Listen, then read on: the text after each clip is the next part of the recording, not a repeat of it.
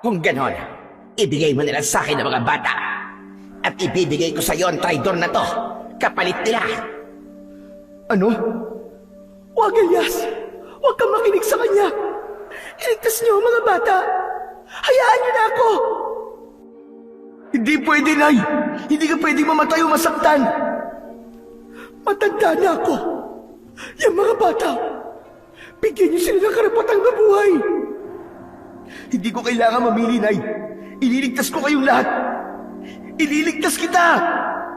Nay! Nay! Nay! Nay! Nay! Magandang araw po sa inyong lahat. Ang kwento po natin ngayon ay tungkol kay Jorem, isang batang ulila na inampon ng isang mayamang mag-asawa. Ano kaya ang tunay na motibo ng mag-asawang umampon sa kanya? Saan kaya siya dadalhin? At anong klaseng panganib kaya ang naghihintay sa isang batang walang muwang? Maswerte kaya si Jorem o matutulad lang siya sa kaibigan niyang si Jiro na matapos ampunin ay nakaranas ng pagmamaltrato bago naibalik sa ampunan? Halina't sabay-sabay po nating alamin kung ano ang naging kapalaran ni Jorem sa kamay ng mag-asawang si Pater at Doreen. Ngunit bago po ang lahat mga idol, huwag po nating kalimutan mag-subscribe at i-hit ang notification bell sa aking YouTube channel na Apong Isaac at The Voice Addict para sa mas marami pang makapigil hiningang kwentong aswang at katatakutan mula sa mundo ng kababalaghan. Umpisahan na po natin ang kwento. Jorem, handa ka na ba? Kasi ano eh. Oh, bakit naman ganyan ang reaksyon mo? Di ka ba excited na may aampun na sa'yo? Hindi po eh. Ang totoo po, ayoko sana. Ayoko po magpaampon. Bakit naman? Natatakot po kasi ako eh. Baka magaya po ako kay Jiro na inampon tapos biniltrato lang po ng umampun sa kanya. Tapos, nung wala na po silbi sa kanila, ibinalik na po dito. Hindi naman siguro mangyayari yun sa'yo. Hindi naman lahat ng batang na ipapaampon ay nakakaranas ng kagaya kay Jiro. Tignan mo si Michelle. Di ba mabait naman yung mga magulang na napunta sa kanya? O ngayon, tignan mo't nag-aaral na. May masayang buhay at pamilya.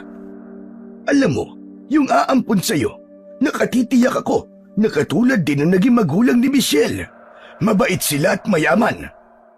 Kaya nilang ibigay ang lahat ng pangangailangan mo. Kaya huwag ka nang matakot o malungkot. Hindi ko naman po gustong yumaman eh. Masaya na po ako dito. Wala po ba silang mapiling iba? Baka naman po meron. Siya na lang po ang ibigay niyo sa kanila. Wag na po ako. Ay, nako, Jorem. Hindi mo naiintindihan, iho. Ikaw na talaga ito. Dahil lahat ng bata dito sa ampunan, kailangan magkaroon ng pagkakataon na mabigyan ng isang pamilya. At para maranasan din ang totoong buhay sa labas. Hindi pwedeng dito na lang kayo sa ampunan lumaki. Kasi tatanda kayo. Kailangan niyong magkaroon ng magandang kinabukasan. Sa maniwala man po kayo o sa hindi, hindi ko naman po pangarap ang magandang kinabukasan eh. Basta, wag niyo na lang po akong ipaampun sa kanila. Kung hindi po ako pwedeng lumaki dito, maski dalhin niyo na lang po ako sa kalsada. Okay na po ako dun. Aba, sa kalsada? Abay, hindi naman pwede ang gano'n, iho. Tiyak ko mapapahamak kapag ikay lumaki sa kalsada. Napayuko si Jorem nang marinig ang sinabi ng tagapamahala ng ampunan. Ayaw niya talagang magpaampon sa mag-asawa, kaya sinubukan niyang kausapin ito para pakiusapan. Ngunit alam niyang ang desisyon ng lalaki pa rin ang masusunod. Hindi niya ito hawak. Nalungkot siya. Hindi niya maisip na sa loob ng halos 10 taon na paninirahan niya sa ampunan ay bigla na lang siyang aalisin sa nakasanayan niyang lugar. Wala na tayong magagawa, Jorem. Lahat ng dokumento ay kumpleto na. Hihintayin na lang natin yung pagdating nila. Ang sabi naman ng mag-asawa di mo na kailangan magdala pa ng mga damit. Sila na daw ang bahala doon. Wala na ngang nagawa pa si Jorem. Nanahimik na lang ang bata at nag-isip ng paraan kung paanong hindi matutuloy ang pag-ampon sa kanya. At isa sa naisip niya ay ang tumakas. Malungkot siyang lumabas ng opisina at pinuntahan ang kanyang mga kaibigan. Samantala, ilang sandali pa ang nakalipas. Dumating na nga ang mag-asawang aampon kay Jorem. Pumasok ang mga ito sa opisina ng tagapamahala sa ampunan. Ano? Nakausap mo na yung bata? Ayos na po. Sa una ayaw pumayag. Pero wala naman po siyang magagawa Ako pa rin ang masusunod dito sa aking ampunan. Mabuti naman. Heto ang pera. 100,000 piso yan. Gaya ng napag-usapan natin. Isang bata lang muna ngayon. At sa susunod na buwan, babalikan ko pa yung iba. O madam, wala naman pong problema. Madam, matanong ko lang po kayo. Saan niyo po ba dinadala mga bata? Kada buwan na lamang po nag-aampon kayo. Ano ho bang ginagawa niyo sa kanila? Huwag ka nang magtanong. Isipin mo na lang ang lahat ng mga batang inaampon namin ay dinadala namin sa isang napakagandang lugar. Huwag ka mag-alala. Inaalagaan namin sila ng mabuti. Kung ganun ho wala ho tayong problema. Sige po, kayo na po ang bahala sa mga bata. Talagang kami na ang bahala. Basta, yung mga records linisin mo. Opo. Pero ang hirap po kasi ng trabaho yun. Huwag ka mag-alala. Dadagdagan ko pa ang bayad sa'yo. Basta tumahimik ka lang. Maliwanag? Opo. Sige po, madam. Sige na. Tawagin mo na ang bata. Gusto namin siyang makilala. Tahimik na tumango ang tagapamahala. Halatang aligaga habang pinupunasan ang pawis sa kanyang noo.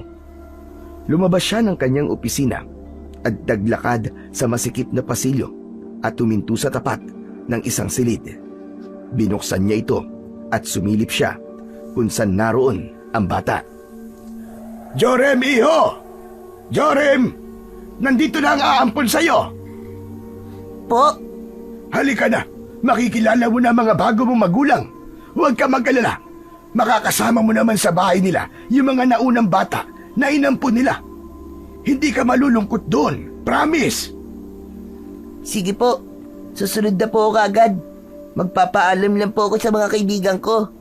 O sige, sumunod ka rin kagad Huwag mo silang paghintayin na matagal. Opo. Saglit siyang tumango.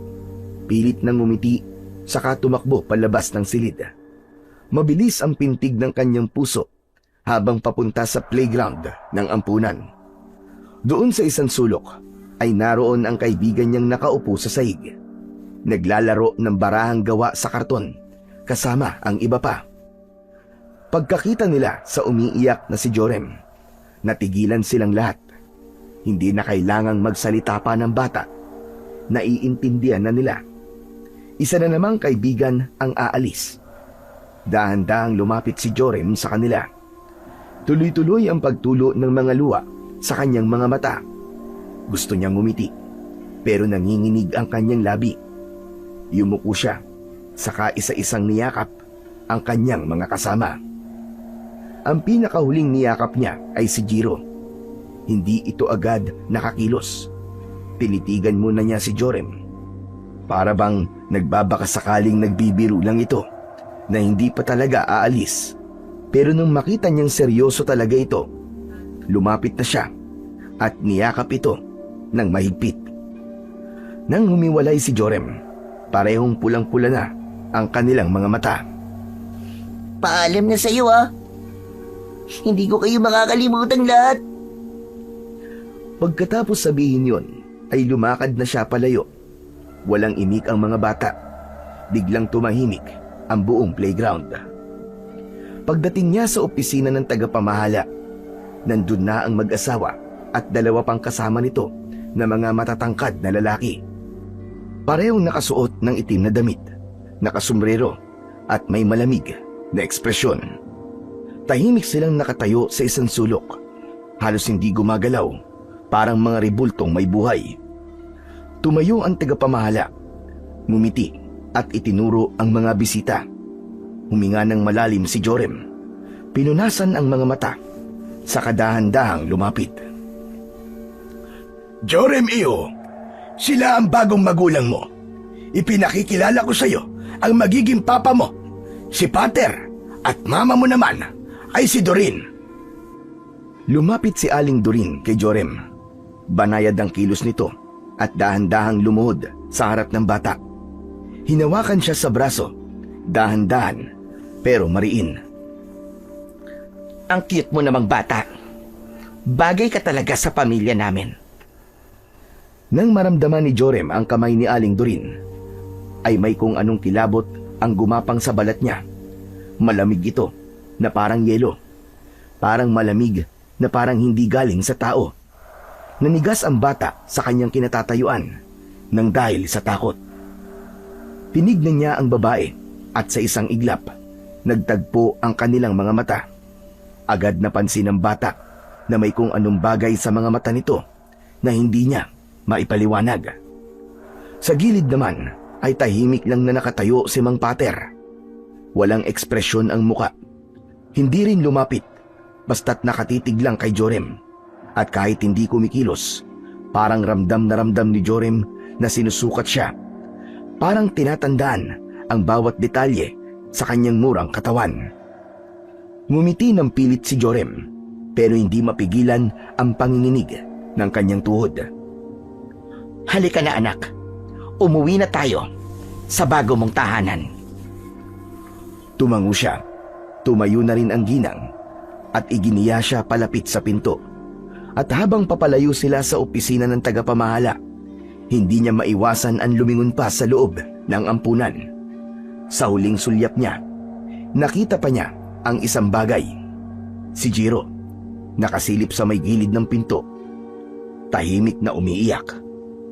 Nang makalabas na sila ng ampunan, nakita ni Jorem ang nakaparadang isang itim na SUV sa harapan. Binuksan ng isang lalaking nakaitim ang pinto at pinasakay sila sa likuran. Maayos at malinis ang loob ng sasakyan. Malamig din ang aircon. Sa buong biyahe nila, walang halos nagsasalita. Tanging ugong ng makina at ingay sa labas ang maririnig.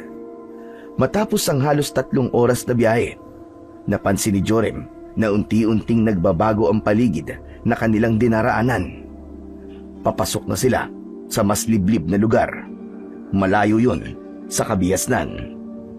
Sa labas ng bintana, halos wala nang dumadaan na sasakyan. Ang mga poste sa kalsada ay palayo na ng palayo ang pagitan. Masukal na ang paligid. Wala siyang makitang ibang tao. Humigpit ang kapit ni Jorem sa kanyang bag. Malayo pa po ba tayo? Malapit na. Ilang minuto na lang. Nandun na tayo sa bahay. Napatingin si Jorem sa salamin. Nakita niya ang sarili niya. At sa likod niya, naroon naman si Aling Doreen. Tahimik pa rin ito. Nakatingin lang sa labas. Parang hindi siya narinig. Maigpit ang hawak nito sa bag na itim na nakapatong sa kanyang kandungan. Lumiko sila sa mas makipot na daan. Hindi na ito sementado. Putik at bato na lang ang kanilang nadadaanan. Sa isang banda ng daan, may makitid na ilog na halos natatakpan na ng mga damo at dahon. Sa kabila naman ay isang malalim na bangin. Pagkatapos ng ilang kurbada, huminto rin ang sasakyan sa harap ng isang malaking gate at bahay. Agad na sinalubong sila ng nakauniporming kasambahay. Nandito na tayo. Welcome sa bago mong bahay. Agad na lumibot ang mga mata ng bata.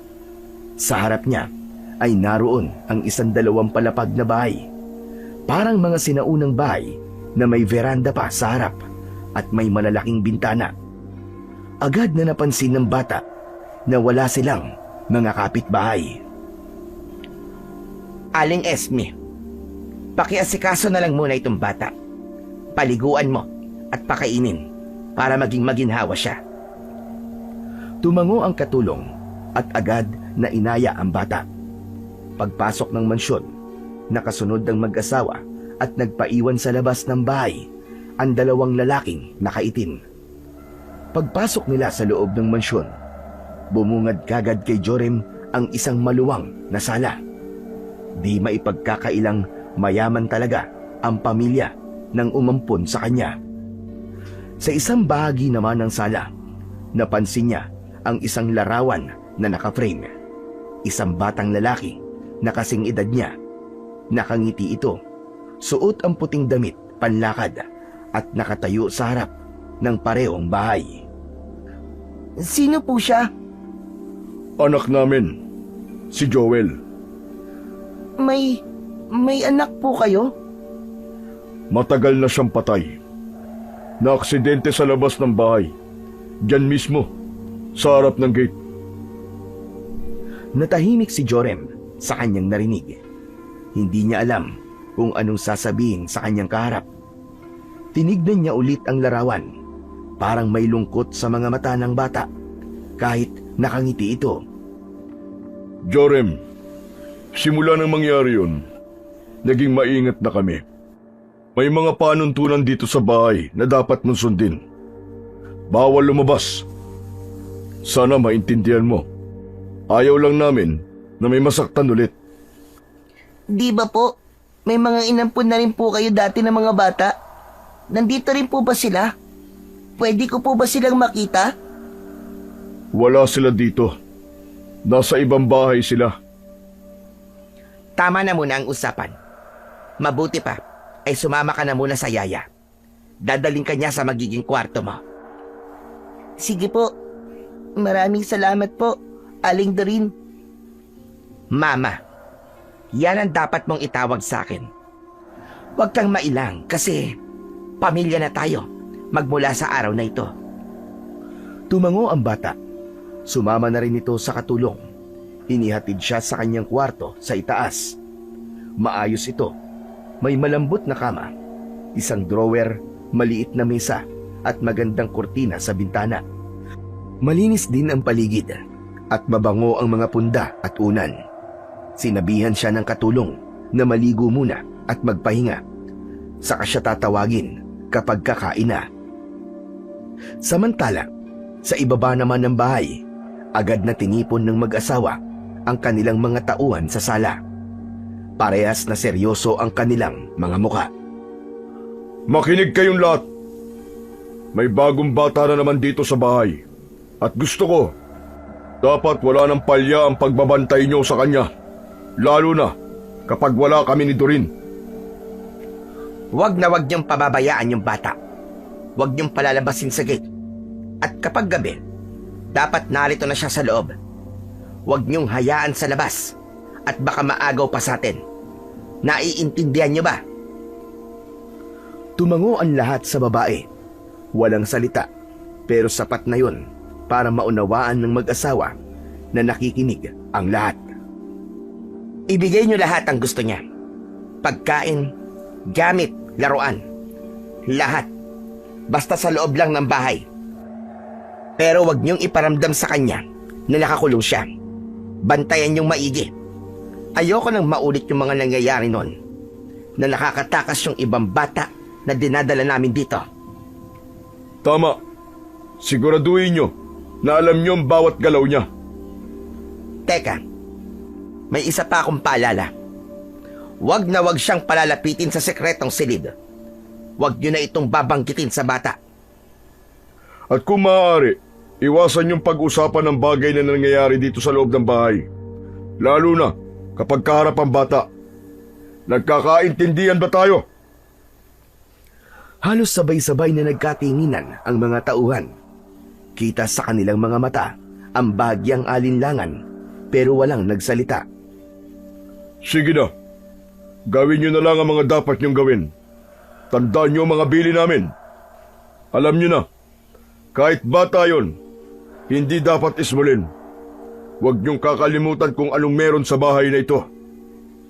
Isa-isa nang umalis ang mga tauhan at nagsimulang gawin ang kanya-kanya nilang tungkulin. Si Aling Doreen ay tumingin sa kanyang asawa. Sana, hindi siya magaya sa ibang bata. Mabilis na lumipas ang maghapon. Tahimik lang ang buong bahay. Wala namang naging aberya. Kumain si Jorem. Nakapagpahinga at bahagyang nakaikot sa loob ng bahay.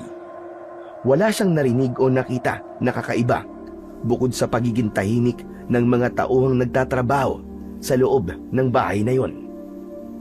At sa pagdating ng gabi, tahimik naman ang buong bahay. Sa silid ay nakahiga na rin si Jorem. Palalim na ang gabi pero hindi siya kagad dinalaw ng antok. Ang lambot-lambot naman kasi ng kamay. Hindi ako sanay ng ganito. Mas gusto ko pa rin yung higaan dun sa ampunan. Yung matigas at amoy pawis. Ilang minuto pa ay tumayo siya at naglatag sa ibaba ng kama. Doon siya nahiga. Nang pipikit na sana ang kanyang mga mata, ay bigla siyang napabalikwas ng bangon nang makarinig ng kakaibang ingay mula sa labas ng bintana. Mahinang tunog lang yun, pero malinaw sa kanyang pandinig. Parang kalmot ng kuko sa kahoy. Teka, ano yun? Anong klaseng tunog yun? Baka pusa lang? Ay oo, pusa lang yun. Pumikit siya ulit. Pilit na pinakakalma ang sarili. Ngunit makalipas lamang ang ilang sandali, may narinig siyang parang naglalakad. Mabibigat ang mga yabag na yun at mabagal. Tumayo si Jorem, lumapit sa bintana at bahagyang sumilip. Ngunit agad ding isinara ang kurtina nang wala siyang makita. Dahan-dahan siyang bumalik sa higaan at humiga. Tinakpan ang sarili ng kumot. Ngunit ilang saglit lang, may narinig na naman siyang isang tunog. Mula naman sa kisame, parang may gumagapang sa taas. Mabagal, madiin. Tapos may naririnig siyang parang boses. Hindi malinaw, pero pabulong. Kalma lang. Kalma lang, Jorem. Kumalma ka lang. Wala kang narinig. Wala kang naririnig. Hindi na siya gumalaw, nanatiling nakapikit at tahimik. Pilit pinapakalma ang kanyang sarili. Kinikilabutan na siya. Napakagat siya sa labi habang hawak-hawak ang kanyang kumot. Hindi. Hindi totoo to. Hindi totoo to. Wala lang to. Wala akong naririnig. Pero ang tunog ay biglang tumigil. Ang mga boses ay medyo lumakas, pero hindi niya maintindihan kung ano ang sinasabi. Para bang may nagtatalo. May boses na galit na umiiyak. May tila nagmamakaawa. Diyos ko po. Nasaan ba ako? Bakit ganito dito? Niyakap niya ng mahigpit ang kanyang kumot. Ipinatong ang isang unan sa kanyang muka hanggang sa may malakas na kalabog siyang narinig sa bubong. Parang may isang mabigat na bumagsak mula sa itaas o kaya naman ay may isang nilalang na nahulog mula sa langit at tumama sa kanilang bubong. Muntik na siyang mapasigaw dahil doon. Naramdaman niya ang bahagyang pag-uga ng kanyang kwarto.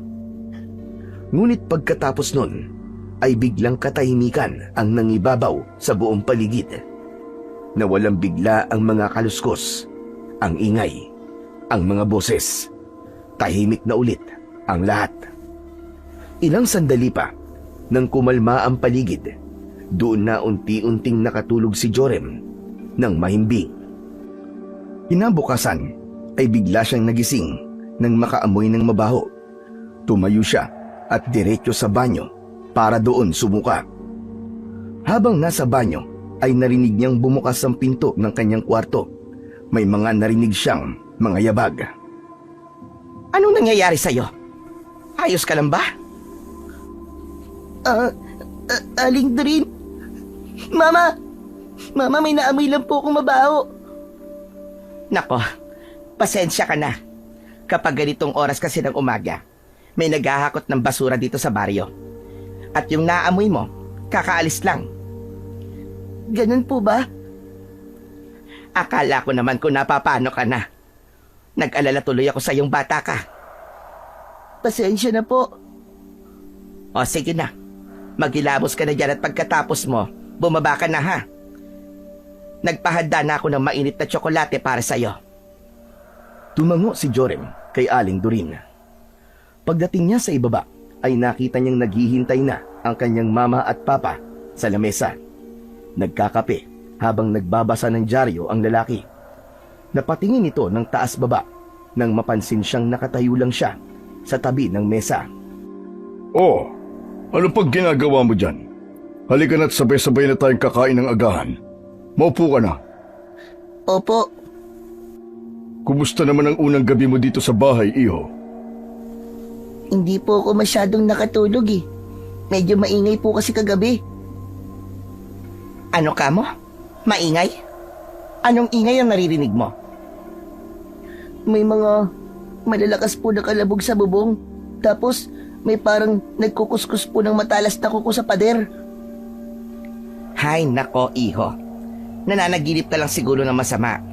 Tahimik naman ang gabi. Wala naman ako narinig na kakaiba. Pero mama, gising po kasi ako nun eh. Kaya dinig na dinig ko po ang lahat. Gusto ko po sanang malaman ng totoo. Ano pong klaseng lugar itong pinagdalhan niyo sa akin? Ligtas po ba talaga ako dito? Biglang nagkatinginan ang mag-asawa ng sandaling yon. Walang makasagot sa tanong ng bata. Oo naman. Alam mo dito sa amin, madaming iba't ibang hayop na gumagala. Yung mga narinig mo siguro kagabi ay mga hayop lang na nangangalkal dyan sa labas. Talaga po? Kung ganun, ay mga hayop din po yung narinig kong nagsasalita kagabi na galit. Ano ka mo? May narinig ka kagabi na nag-uusap? Ano namang napakinggan mo? Wala po. Parang bulong lang po kasi hindi ko po masyadong marinig. At kung may marinig man po ko, hindi ko rin naman po maintindihan. Parang hindi natin wika yung gamit. Alam ko na. Hindi mo talaga maiintindihan yon dahil yung ingay ay galing sa baryo. Kapag gabi kasi dito, masyadong tahimik ang paligid. Kaya naman yung mga ingay ay kayang-kayang itangay ng hangin. Ganun po ba yun? Oo naman. Kaya wag ka nang mag-isip ng kung ano-ano. O hayan, mabuti pa ay kumain ka na. Masasarap ang mga nakahaing pagkain sa lamesa. Noon lang nakakita si Jorem ng ganong karaming putahe na sabay-sabay inihain sa isang kainan. Halos hindi niya makilala ang ilan sa mga ulam. May pritong manok, ginataang gulay na may hipon, sinigang na baboy na may usok pang bumabangon sa ibabaw ng mangkok, at isang bandihadong kanin na bagong saing. Sa amoy pa lang ay natatakam na siya at tiyak niyang masarap ang lahat. Napalunok siya habang pinagmamasdan ang mga pagkain. Hindi siya sanay sa ganitong kasaganang hapag. Sa ampunan kasi, madalas ay lugaw lang o sabaw na halos wala ng laman ang kanilang pinagsasaluhan. Kung minsan pa nga, isang pirasong itlog na hinati nila sa 2 o 3. Kaya sa harap ng masaganang agahan, ramdam na ramdam ni Jorem ang kakaibang saya at pagkasabik na matikman ang mga ito. Grabe! Para naman pong fiesta. Ang daming pagkain. Huwag ka nang magtaka. Ganyan talaga ang inihahanda naming pagkain dito. Ang totoo niyan ay konti pa yan. Kapag may handaan, malulula ka talaga sa dami ng pagkain. Tahimik na napangiti si Jorem.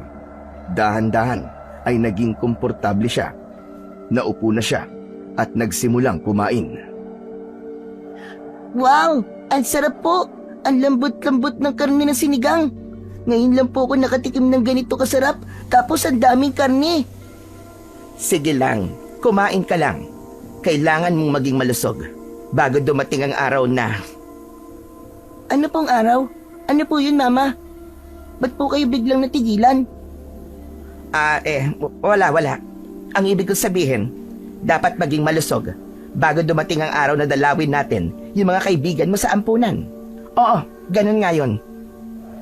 Ibig niyo po sabihin, dadalaw po tayo sa ampunan? Oo, dadalaw tayo. Pero sa isang kondisyon. Ano po yun? Kailangan maging malusog ka. Walang sakit, mabait, at gusto ko, palaging sumusunod ka sa akin. Yun lang.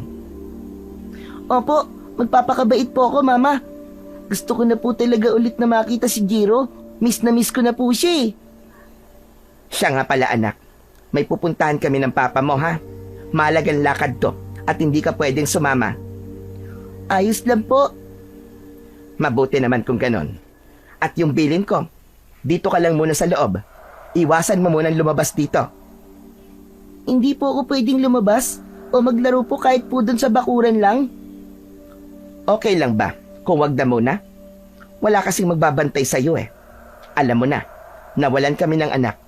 Ayaw na namin mangyari ulit yon. Opo, naiintindihan ko po. Mabuti naman kung ganon. Tumango si Jorem. Pinakita ang isang pilit na ngiti. Nang matapos kumain ang mag-asawa, dali-dali na rin silang umalis kasama ang isang lalaking nakaitim. Naiwan naman ang isa pa na siyang naging bantay sa labas ng bahay. Kasama niya sa loob ang kanilang kasambahay na si Yaya Esme. Tahimik ang buong mansyon nang nakaalis ang dalawa. Umakyat na si Jorem sa kanyang silid sa itaas. Dinalan siya kagad doon ng matandang babae ng iba't ibang laruan. O hayan na, iho. Naglaro ka na lang muna ha, habang wala ang mama at papa mo. Salamat po, Lola. Ay nako, huwag mo kong tawaging lola. Ayaw ni ma'am ng ganyan. Yaya na lang, iho. Yan ang itawag mo sa akin. Umalis na ang Yaya pagkalapag niya ng mga laruan. Ngunit pagkalipas lamang ng ilang sandali, ay madaling nagsawa si Jorem sa mga laruan. Hindi siya sanay mag-isa. Sa ampunan, palagi siyang may kalaro.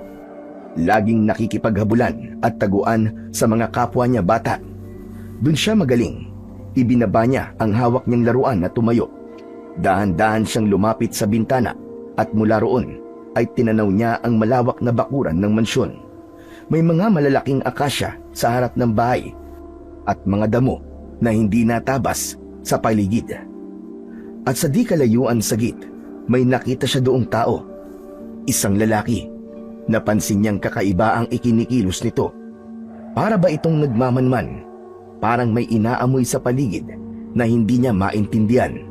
At higit sa lahat, ay panay rin ang lingon nito na para bang merong hinahanap. Teka, sino kaya ang lalaking yun? Hindi kaya magnanakaw siya? Agad na kinilabutan si Jorem sa kanyang naisip.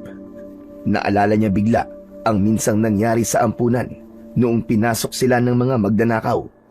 Umakyat ang mga ito sa kalagitnaan ng gabi at ninakawan ng malaking halaga ang tagapamahala. Ang pangyayaring yun ay nakaapekto ng halos 1 buwan sa kanilang budget sa pagkain. Natipid sila ng gusto sa pagkain at mga gamit sa katawan. Naku, wag naman sana. Nakakatakot yun. Ayoko na ulit maranasan yun. Napakislot si Jorem nang makitang nakatitig sa kanya ang lalaki. Tuwid ang tingin nito sa kanya. Nakakunot ang noo at halos hindi kumukurap. Napaatras si Jorem sa kaba. Biglang bumukas ang pinto. Pumasok si Yaya Esme. Oh, ano nangyari sa'yo? Ba't namumutla ka? Para ka nakakita ng multo ah. Yaya, may tao po sa baba malapit po dun sa gate. Parang kakaiba po kasi siya eh. Pwede niyo po bang tignan? Baka po kasi magnanakaw siya. Biglang nag-iba ang muka ni Aling Esme. Tumalim ang kanyang mga mata at agad siyang lumapit sa bintana. Saglit siyang sumilip at pagkaraan ay isinara ang kurtina. Jorem, makinig ka sa akin mabuti. Huwag na huwag kang lalapit sa taong yan at lalong huwag kang makikipag-usap sa kanya kung sakaling mapadpad ulit siya dito. Naiintindihan mo ba? Bakit po, Yaya? Kilala niyo po ba siya? Huwag ka nang makulit. Basta iwasan mo siya. Pero po, Sinabi nang huwag matigas ang ulo mo. Pareho tayo malilintigan nito kung magiging pasaway ka. Wala kang alam, bata. Hindi mo alam kung paano magparusa ang mag-asawa. Kaya manahimik ka dito sa loob ng kwarto. Huwag kang lalabas at huwag ka na ulit sisilip niya sa bintana. Nagkakaintindihan ba tayo? Walang nasabi si Jorem. Mabilis na tumalikod si Yaya Esme. Padabog na isinara ang pinto ng kanyang silid. Naiwan siya na nakanganga at nagtataka sa biglang pag-init ng dugo ng matanda. Mabilis na lumipas ang oras hanggang sa sumapit na ang gabi. Naghihintay sa sala ang batang si Jorem. 9:00 na, ngunit hindi pa rin umuuwi ang mag-asawa. Nagtataka ang bata. Tumayo siya at dumiretso sa kusina kung saan naroon si Yaya Esme at nagtitimpla ng kape. Yaya Esme, hindi pa po ba uuwi sila mama? Maghintay ka na lang. Importante ang lakad nila. At huwag ka ng maraming tanong. Pero gabi na po ah. Ano po ba ang... Sinabi ko na huwag ka ng matanong. Umakyat ka na nga sa kwarto mo. Ayoko ng batang madaldal. Napayuko si Jorem. Mabigat ang dibdib niya sa pagsusungit sa kanya ng matandang katiwala. Umakyat na siya sa hagdan.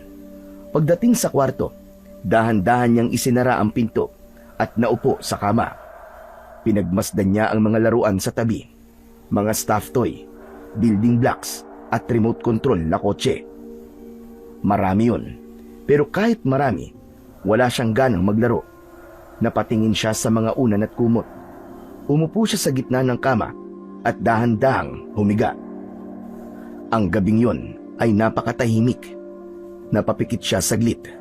Ilang sandali pa ay unti-unti nang pumatak ang mga luha sa kanyang mga mata.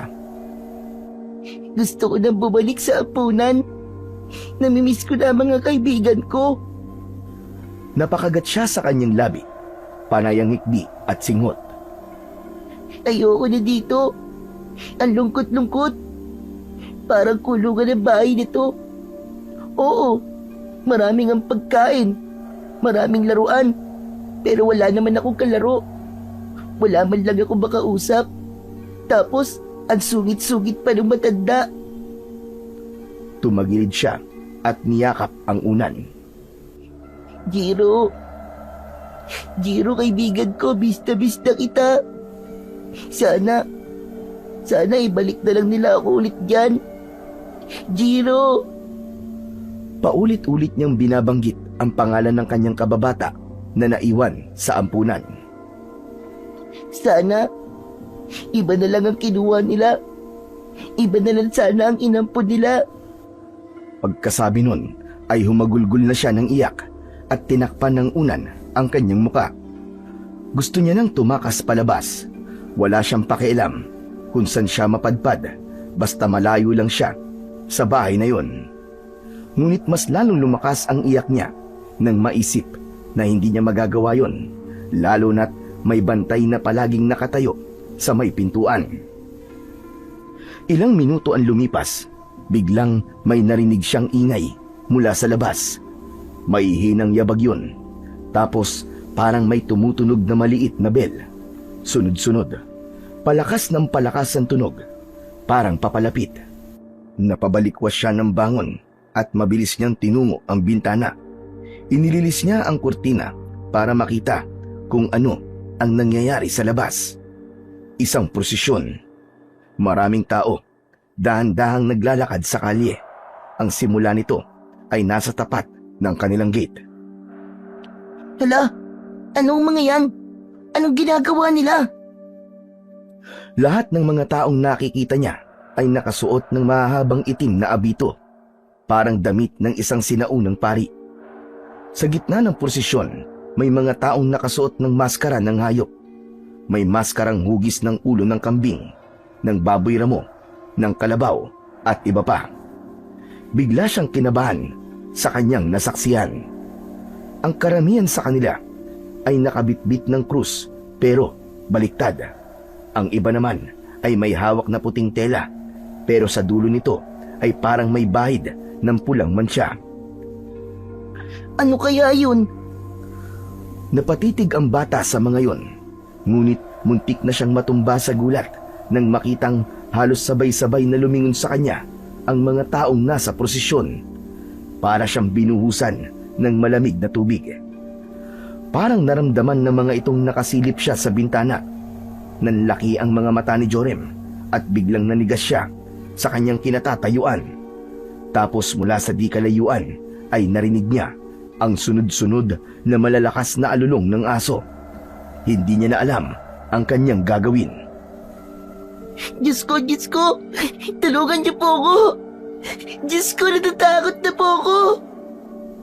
Sa kanyang huling panalangin, naikilos niya ang kanyang mga paa ng paatras. Nanginginig siya. Nang makabawi, ay mabilis niyang isinara ang kurtina at sumubsob sa kama.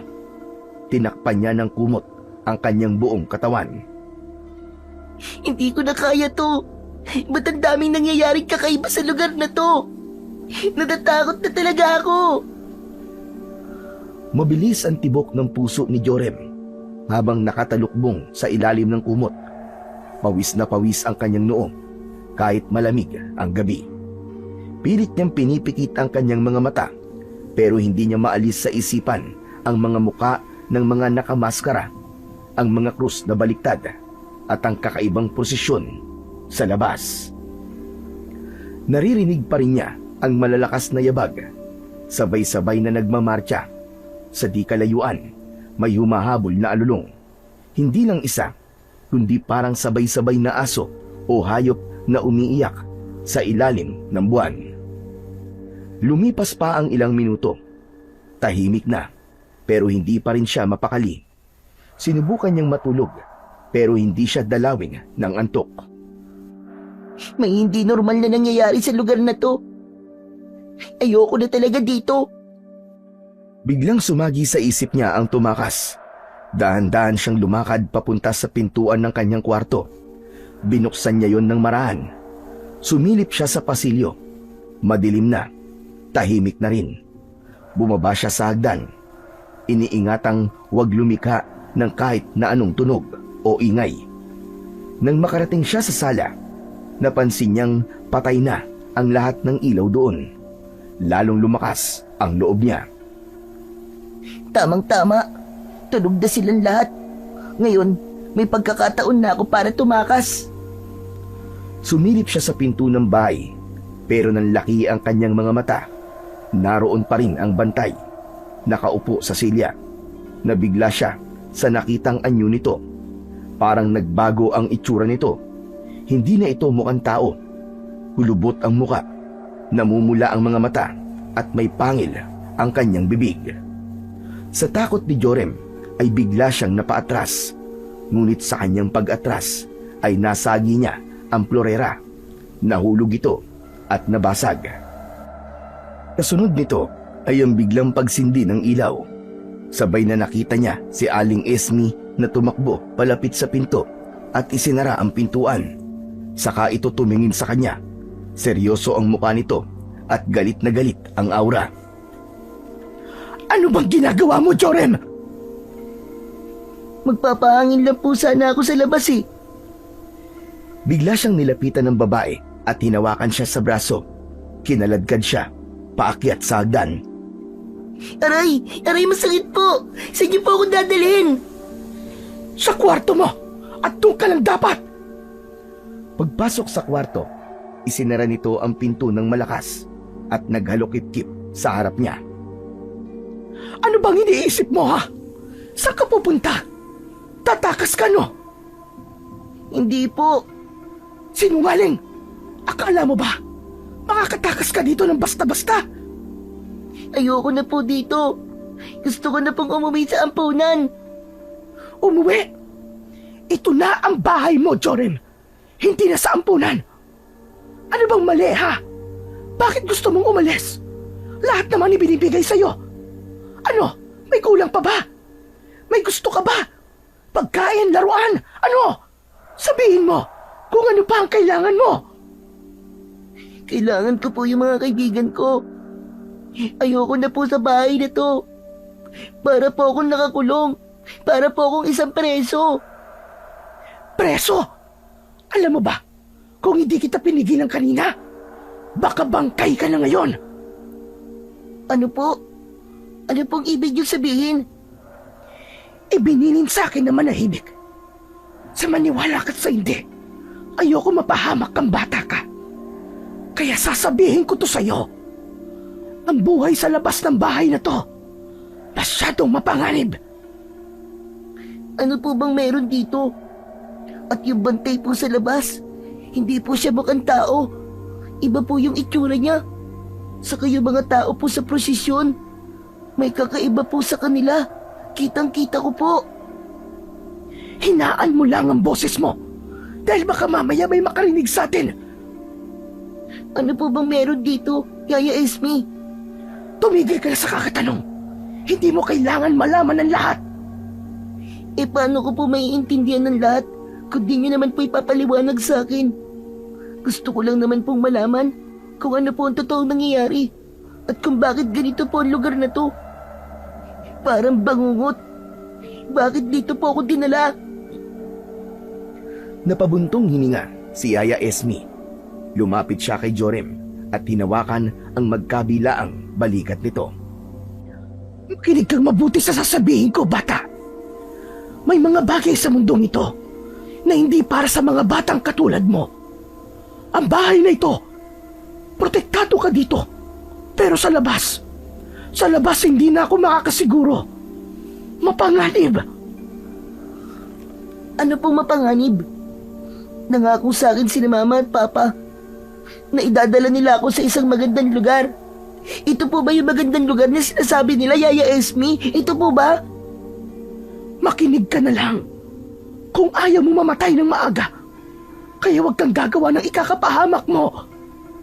Kung sinabi nilang huwag kang lalabas, huwag kang lalabas. Kung sinabi nilang huwag kang makialam, huwag kang makikialam.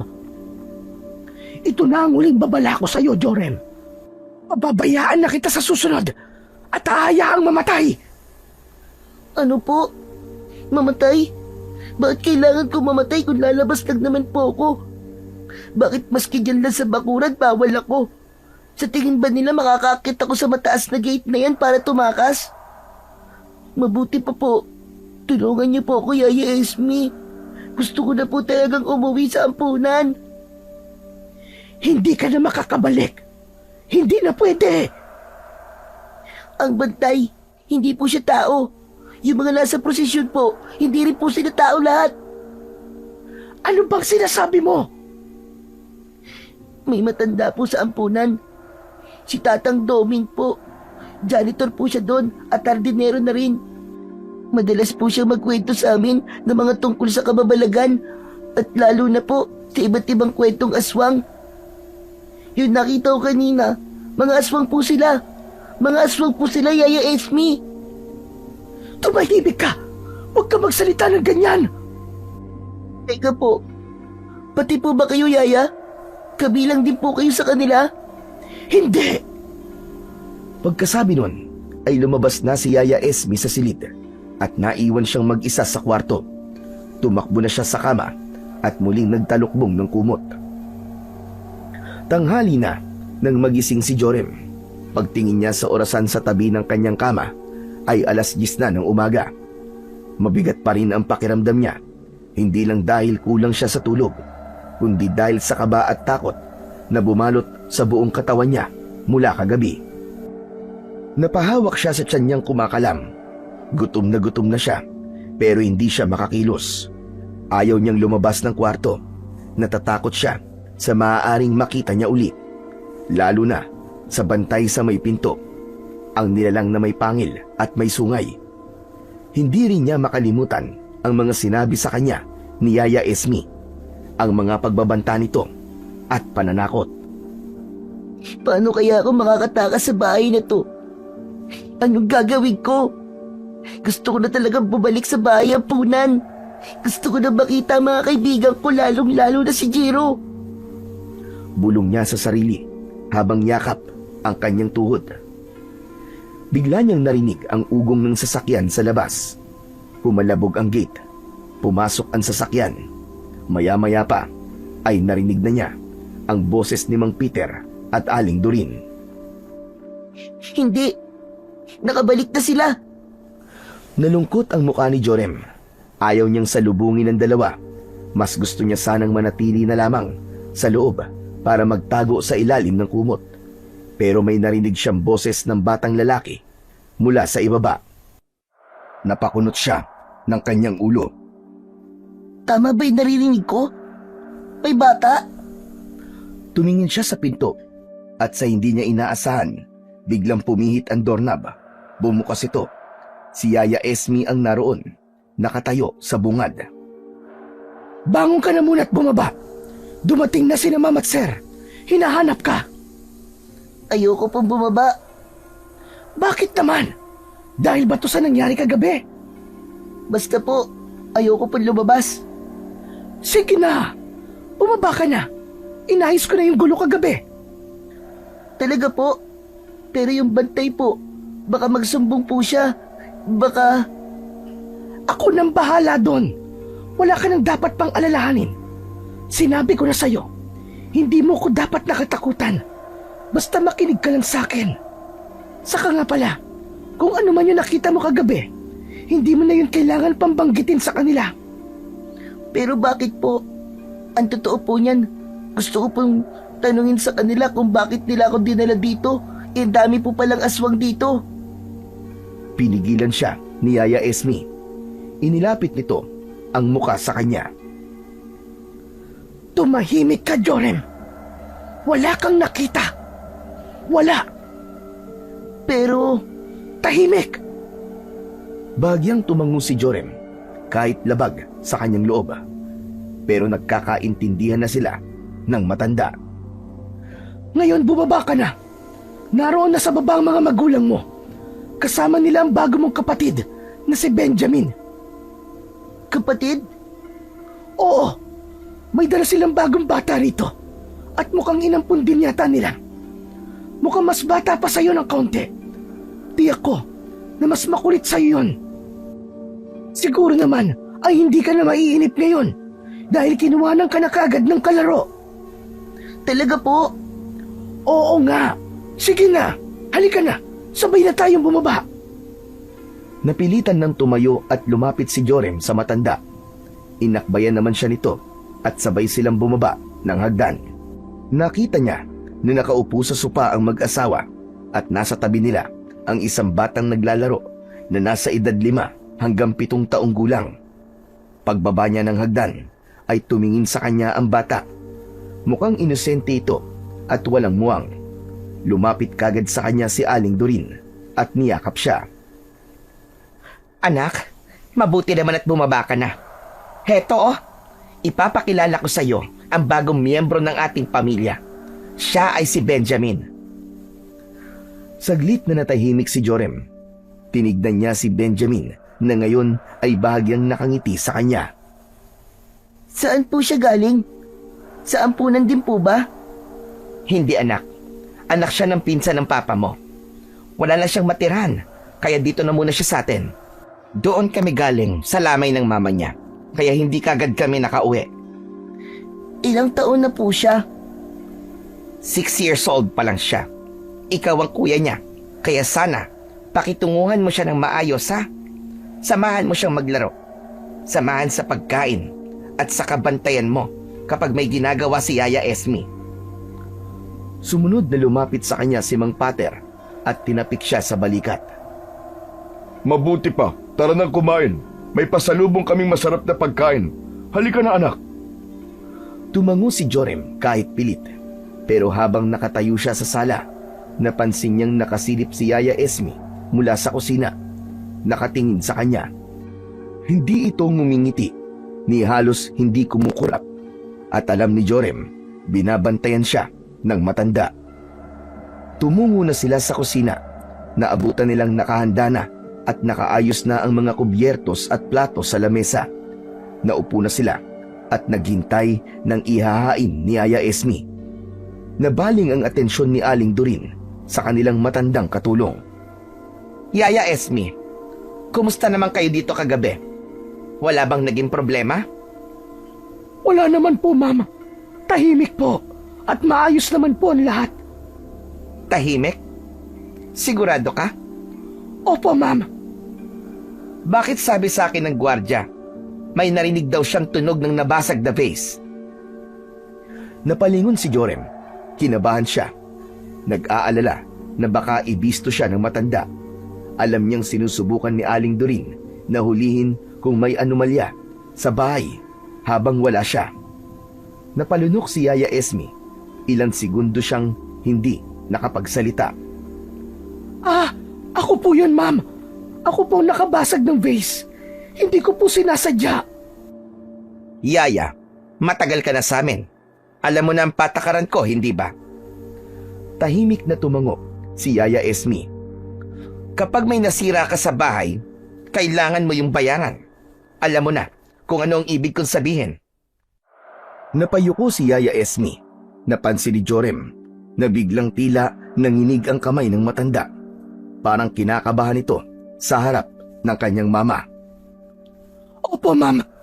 Naiintindihan ko po. Pero bibigyan kita ng pagkakataon. Patatawarin kita. Basta ipagluto mo ko ng masarap na ulam mamayang gabi. Yung paborito ko. Opo, ma'am. Maghahanda po ko. Pero, ma'am, Hindi na natuloy ni Yaya Esme ang sasabihin. Tinitigan siya ni Aling Doreen ng mariin. Agad na tahimik ang matanda. Bantayan mong mabuti ang mga bata, Yaya Esme. Ayokong may kung ano-anong nangyayari habang wala kami. At ikaw naman, Jorem. Gusto mo naman siguro ng maayos at masayang pamilya, hindi ba? Opo. Ibibigay ko sa iyo yon. Basta lagi ka lang makikinig sa amin ng papa mo. Nagkakaintindihan ba tayo? Opo, Mama. Umalis na si Yaya Esme para kunin ang mga pagkaing inihain sa pamilya. Nang matapos ilapag sa lamesa ang huling putahe at ang inuwing pagkain ng mag-asawa, tahimik itong lumabas ng bahay. Naiwan sa lamesa ang apat. Tahimik silang kumain. Matapos kumain, tumayo si Aling Doreen at kinuha ang mga pinagkainan. Si Mang Pater naman ay lumabas sandali para magyosi. Habang nasa labas siya, biglang may humintong sasakyan sa tapat ng bahay. Rinig ng lahat ang preno at ang pagbukas ng gate. May dumating po. Oo, anak. Pero hayaan mo na yon. Ando naman ang papa mo sa labas.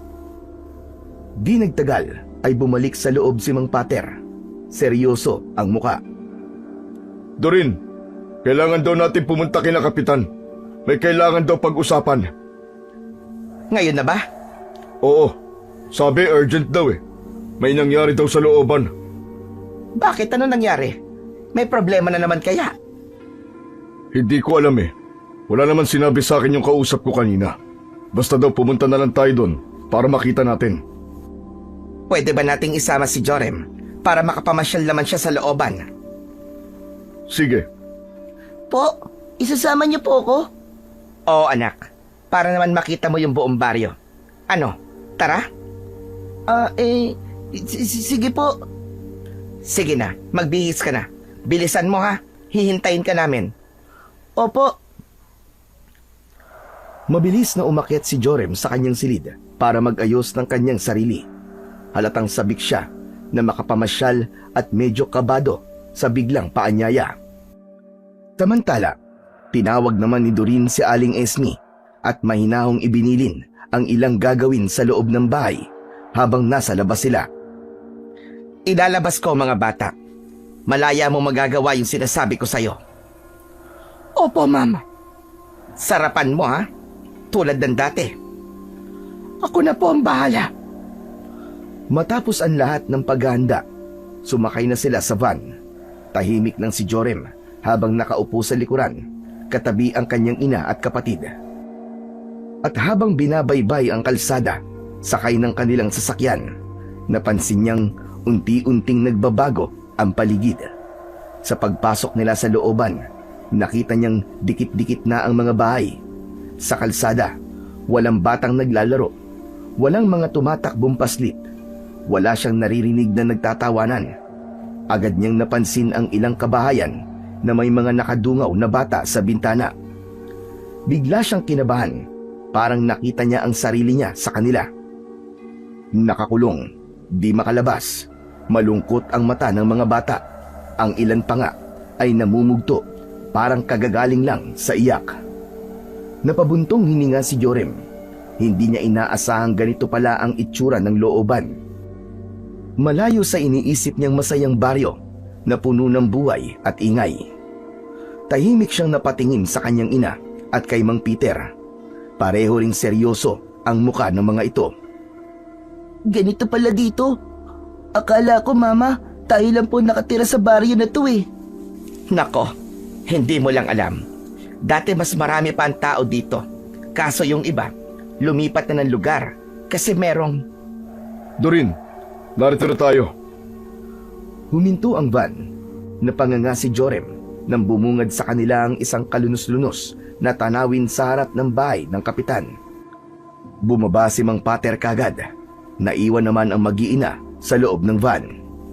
May mga bangkay na nakahandusay sa lupa. Napasinghap si Jorem. Agad na tinakpan ng kanyang ina ang mga mata niya. Pero huli na. Pero Mama, nakita ko na po. Nako, pasensya ka na anak. Hindi ko sinasadyang makakita ka ng ganito karahas na bagay. Hindi ko alam na may ganitong nangyari. Ayos ka lang ba? Nakakatakot po. Pero ayos lang po ko. Ay, salamat naman. Mabuti na lang at nakatulog itong kapatid mo. Hindi niya makikita ito. Mama, ano po nangyari sa kanila? Hindi ko pa sigurado. Makikipag-usap pa ang papa niyo sa kanila. Hintayin na lang natin, anak. Mama, tignan niyo po yung katawan nila oh. Parang may mga latay ng latigo kaso bakit ganun? Parang may paltos. Parang napaso o nasunog. Huwag mo na silang tignan. Baka kung mapano ka niyan eh. Pagkalipas ng ilang sandali, ay bumalik si Mang Pater sa loob ng sasakyan. O ano, Pater? Ano raw ang nangyari? Umatake na naman yung peste. Babalik ako sa loob. Pinag-uusapan namin ngayon kung paano huhulihin ang peste na yon. May kinuha lang sa loob ng sasakyan ang lalaki at mabilis din bumalik sa loob ng bahay ng kapitan kung saan nagaganap ang pulong kasama ang ilang opisyal at residente sa baryo. Naiwan silang mag-iina sa loob. Mama, ano po yung sinasabi ni Papa na peste? Merong gumagalang serial killer dito sa baryo. Ano po? Serial killer? Yung pumapatay po ng walang dahilan? Naku, nakakatakot naman po yun. Napaisip si Jorem, naguguluhan sa kanyang mga nakikita at napapakinggan. Yung prosesyon kagabi, yung itsura ng bantay at ang nakitang mga bangkay ay hindi niya na mapag-ugnay-ugnay. Kaya nga ibinilin ka talaga namin kay Yaya Esme nung umalis kami. Siyempre, di ba? Bago ka lang, baka bigla kang mainip, umalis ka, o kaya ay tumakas. Mapapahamak ka sa labas kapag ginawa mo yon. Mabuti na lang at mabait kang bata, Jorem. Napayuko ang bata sa kanyang narinig dahil alam niya na nagtangka naman talaga siyang tumakas kagabi. Nakita niyo na po ba kung sino po yung pumapatay sa mga tao sa baryo? Hindi pa, iho. Pero may nagsabi. Isa lang daw ang may gawa niyan. Isa lang? Sino po? O ano po? Mabangis po ba na hayop? Yun nga ang akala namin nung una. Isang mabangis na hayop. Pero may nakakita sa kanya eh. Isang lalaki daw. Lalaki? Pero parang hayop po kung pumatay. Kaya nga. Nakakatakot naman po siya. Oo, kaya mag-iingat ka rin. Hindi natin alam kung kailan siya muling lalabas o kung nasa paligid lang siya at nanonood. Tumango si Jorem. Pagkatapos ay tumahimik at umusal ng isang maikling panalangin. Napansin naman siya kagad ni Aling Dorin. Anong ginagawa mo? Ipinagdarasal ko po sila. Kawawa po kasi. Huwag mong gawin yan. Nagulat si Jorem sa biglang pagsigaw ng kanyang ina. Hindi nila kailangan ng dasal. Mas lalo mo lang silang ipapahamak dyan sa ginagawa mo. Naputol ang sasabihin ni Aling Dorin. Parang may bumara sa kanyang lalamunan. Tumikim siya at ibinaling ang tingin sa labas. Parang pinipigilan nito ang sarili na magsalita. Tumahimik na si Jorem, ngunit halata sa kanyang muka ang pagtataka at pagkabahala. Gusto pa niyang magtanong. Gusto niyang maintindihan kung bakit hindi kailangan ng mga patay ang kanyang dasal. Pero natakot siyang mag-usisa nang makitang sumeryoso na ang muka ng kanyang ina. Matapos ang ilang sandali, nakita na nila ang paglabas ni Mang Pater sa loob ng bahay. Pagpasok ng lalaki sa kanyang sasakyan, tinapik nito ang balikat ng asawa. Sasama ako sa ronda mamayang gabi. Isasama ko ang mga bantay. Kailangan mahuli na ang lalaking yun para matigil lang patayang to. Madulas ang lalaking yon. Parang palos. Hindi mahuli-huli. Kaya nga eh. Mabuti nga yung ganyan. May ronda para kahit papano mabawasan ang takot dito sa baryo. Sana naman ay mahuli nyo. Tumango si Mang Pater bago pinaandar ang sasakyan. Tahimik ang naging biyahe nila pauwi. Sa sasakyan, walang nagsalita ni isa. Si Jorem nakatanaw lang sa labas. At pagdating nila sa bahay, ni hindi siya nagsalita. Umakyat na siya sa kanyang silid. Sa loob, nahiga siya ng dahan-dahan. Nakatingin sa kisame. Tahimik lang siyang nakahiga. Magulo ang kanyang isip. Pagdating ng hapunan, ay tinawag na siya ni Aling Esme. Pagbaba niya, naroon na sa mesa ang mag-asawa at si Benjamin. Ang bango ng ulam. Agad na sambit ni Jorem nang inilapag ni Yaya Esme ang mainit na sabaw sa mesa. Kumukulo pa ito. Kakaiba ang aroma nito sa pang-amoy ng bata. Para siyang natutukso na kumain. Jorem, halika na! Kumain ka na rin! Hindi agad nakakilos ang bata dahil nakita niya kung gaano kasabik ang mga magulang niya na kumain.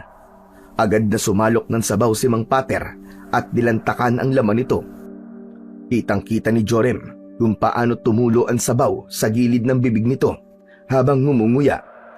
Sarap na sarap ito at para bang hayok na hayok.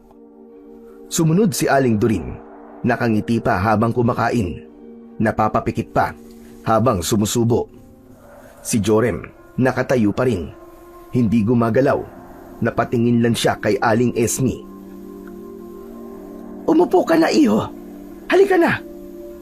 Tinapik siya ni Aling Esme sa balikat, hindi malakas pero mariin. Pag-upo niya, sasalok na din sana siya ng sabaw, ngunit pinalo ni Aling Esme ang kanyang kamay. Huwag mong tikman yan! Hindi para sa iyo ang putahin yan! Pumili ka na lang ng ibang ulam dyan! Natigilan si Jorem, napatingin kay Aling Esme, tapos kay Aling Doreen at Mang Pater. Ngunit tila walang naging reaksyon ng mga magulang niya sa pagsaway sa kanya ni Aling Esme. Bakit po? Bakit po bawal sa akin? Huwag ka na sabing magtanong. Gawin mo na lang kung anong sinasabi ko. Ang tigas talaga ng ulo mo eh. Sige na, kumain ka na lang ng iba dyan. Opo, sige po. Napilitan nitong kunin na lang ang pritong isda sa mesa pero hindi inaalis ang tingin niya sa sinabawang pagkain na nasa harapan ng kanyang mga magulang. Habang pinipilit nguyain ang tuyong isda, napanganga siya sa kung paanong kumain si Mang Pater at Aling Doreen. Parang gutom na gutom. Si Mang Pater nakayuko habang kinakain ang mga laman sa kanyang mangkok. Pagkaubos ng sabaw, ibinagsak nito ang kutsara at dinukot gamit ang kamay ang natitirang laman. Parang hindi sapat ang mga kubyertos sa kasabikan niyang lamunin ang karne ng nilagang ulam. Tumutulo ang sabaw sa kanyang baba, umaagos hanggang leeg, pero hindi man lang siya nag-abalang punasan nito. Si Doreen naman ay tila nasa ibang mundo. Napapapikit ito habang ngumunguya na para bang ninanamnam ng maigi ang bawat hibla ng laman. Minsan ay may mga piraso pang dumidikit sa kanyang pisngi, pero baliwala lang yun sa kanya. Sa halip ay dinidilaan niya ito, kinukurot pabalik sa bibig. Napakunot ang noo ni Jorem. Nagtataka siya sa ikinikilos ng dalawa. Napatingin siya sa karne. Napansin niyang hindi normal ang itsura nito. Matigas at malaki ang mga buto, parang malaking hayop, at ang karne ay mapusyaw na pula, Halos kulay kalawang pa ang iba at may hibla ng kulay abo na parang ugat o litid na hindi pa tuluyang naluluto. May nakita siyang isang piraso ng karne na parang daliri. May kuko. Napasinghap siya. Magtatanong sana siya, ngunit sumenyas ang matanda sa kanya. Inilagay nito ang kamay sa bibig. "Kumain ka lang! Magpakabusog ka!" Pagkasabi nun ay bumalik si Aling Esme sa kanyang ginagawa. Parang baliwala lang dito ang kakaibang nangyayari. Napatingin siya kay Benjamin. Nakayuko ito. Kinakalikot ang kanin sa plato niya na parang walang gana. Pero paminsan-minsan sumusulyap din ito sa mag-asawa at sa bawat sulyap ay kita ang kaba sa mga mata nito. Muling lumingon si Jorem sa nilagang ulam. Sa pagkakataong ito, nakatingin siya habang iniaangat ni Mang Pater ang isang malaking buto. Mahaba, baluktot at may laman pa sa dulo na sinisipsip niya. Tapos ay ngumiti. Grabe! Ang sarap talaga! Itong paborito ko, tuhod. Malambot at malasang malasa. Sabi ko naman sa'yo, di ba? Masarap talaga kapag bata pa. Mabilis na tinapos ni Jorem ang pagkain niya ng isda sa kanyang plato. Kahit pa ilang beses siya muntik mabulunan dahil tila ayaw bumaba ang pagkain sa kanyang lalamunan. Para siyang nasusuka. Lumayo si Aling Esme at inayos ang ilang mga nagamit na kaldero at kaserola. Sinundan siya doon ni Jorem. Hindi siya makatiis na hindi magtanong. Yaya, ano po ba talaga yung kinakain nila? Huwag mo nang alamin, Iho. Manahimik ka dyan sa tabi at huwag mo kong kulitin. Natapos na rin ang hapunan. Tumayo na si Mang Pater at pinunasan ang kanyang bibig. Aalis na muna ako. Sasali ako sa ronda ngayong gabi. Isasama ko ang mga bantay. Kailangan ba talagang kasama ka? May iiwan kami dito sa bahay? Hindi pwedeng yung dalawa na lang ba ang ipadala mo? Hindi, Doreen. Kailangan na natin dagdagan ang pagbabantay. Baka makalusot na naman yung hayop na yun eh. O sige, mag-iingat ka. Bumalik kayo kagad. Umalis na si Mang Pater. Naiwan si Jorem sa sala. Kasama ang 3 pang lalaki. Jorem anak, magpahinga ka na. Gabi na. Po, pero mag-aalas 8 pa lang po, Mama. Hindi pa po ako inaantok eh. Pwede po bang dito po muna ako? Hindi anak, umakyat ka na at matulog. Masamang nagpupuyat sa gabi. Sige po. Sandali lang. May sasabihin pala ako sa'yo. Ano po yun? Makinig kang mabuti. Tandaan mo to ha. Huwag na huwag kang magbubukas ng pinto o bintana. Lalo na doon sa kwarto mo. Kahit na anong mangyari. Opo. Alam mo naman na nangyari sa baryo, di ba? Nasabi na namin sa'yo na may gumagalang serial killer dito. Opo, Mama, alam ko po. Huwag po kayo mag-alala. Hindi po ako magbubukas ng mga bintana at pinto. Mabuti naman. Saka nga pala, kahit anong ingay ang marinig mo sa labas, huwag kang titingin o sisilip. Naiintindihan mo ba? Kailangan nating mag-ingat. Ayokong may masaktan kahit na isa sa atin. Opo. Sige na, pumanik ka na sa kwarto mo. Matulog ka na mahimbing. Sige po, Mama. Aakyat na po ako. Tahimik siyang umakyat sa itaas. Dahan-dahan ang bawat takbang na para bang ayaw niyang makalika ng kahit na anong tunog. Pagpasok niya sa kanyang silid, isinara niya kagad ang pinto at inilak ito, tulad ng bilin ng kanyang ina. Paglapit sa bintana, sinilip niya sandali ang labas. Madilim, malamig at tahimik. Naglakad na siya papalapit sa kama. Nahiga, nagkumot at nagkulong.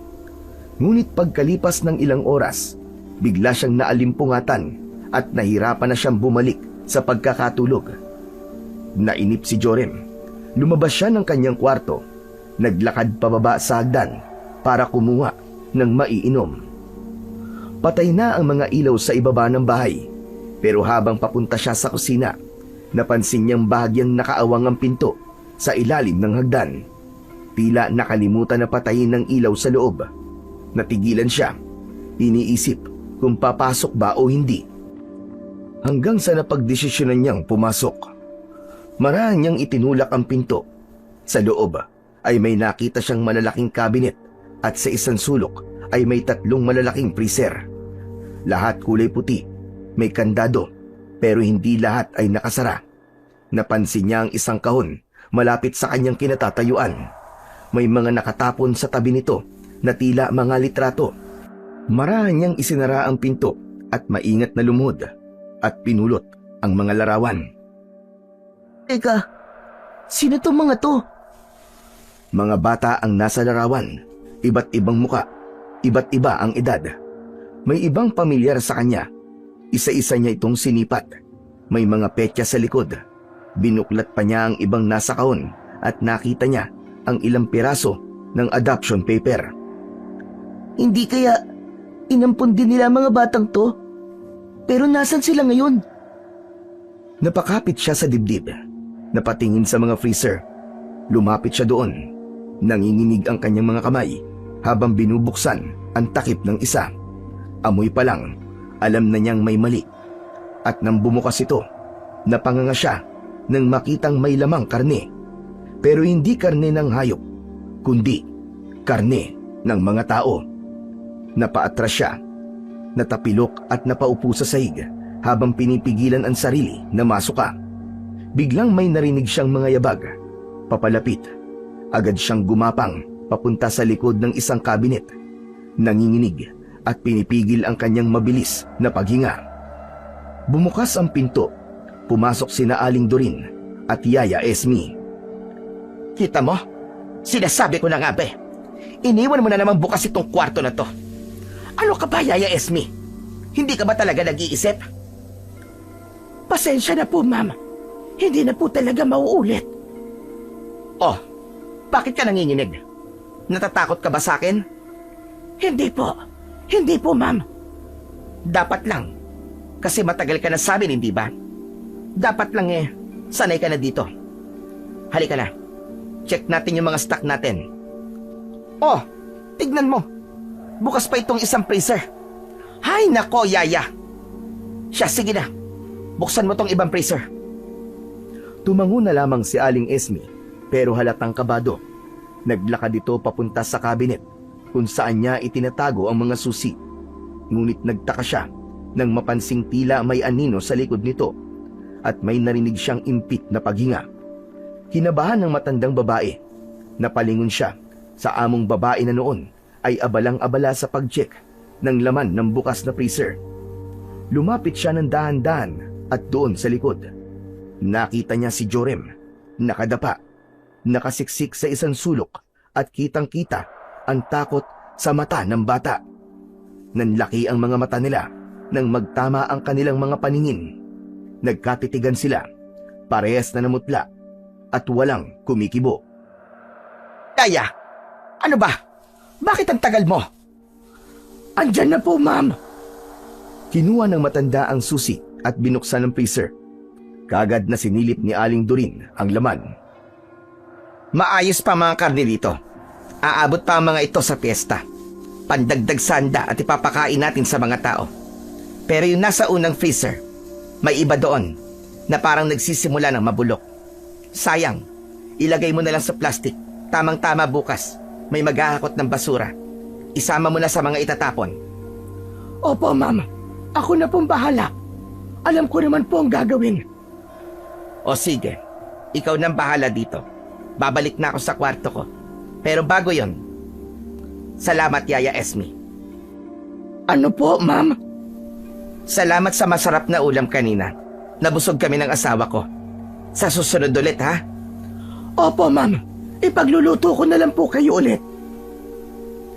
Maya-maya ay lumabas na si Aling Doreen. Pagkaalis nito ay hindi na muna umalis si Aling Esme. Lumapit siya sa freezer at binuksan ito. Agad na bumungad sa kanya ang amoy malansa at masangsang na amoy. Tumulo ang luha ni Aling Esme habang isa-isa niyang inilalagay sa plastik ang mga bulok na karne. Hindi niya na malayang nasa likod na niya si Jorem. Yaya Esme, Jorem, Anong ginagawa mo dito? Bakit ka pumasok sa silid na to, iho? Pasensya na po. Hindi ko po sinasadyang mag-usisa pero nakita ko na po ang lahat. Yung mga karning nasa freezer po. Sila po yung mga batang... Oo, tama ka nang nakita. Pero Jorem, kung gusto mong hindi mamatay ng maaga, kalimutan mo ang mga nakita mo. Naiintindihan mo ba? Natahimik si Jorem. Pinakatitigan niya ang muka ni Yaya Esme na noon ay patuloy na humihikbo at di na napigilang mapahagulgol. Ikaw din po ba ang pumatay sa kanila? Hindi ako. Pero ako ang tagaluto. Ilang bata na po? Marami na. Hindi ko na mabilang. Sige na, Jorem. Tama na ang pagtatanong.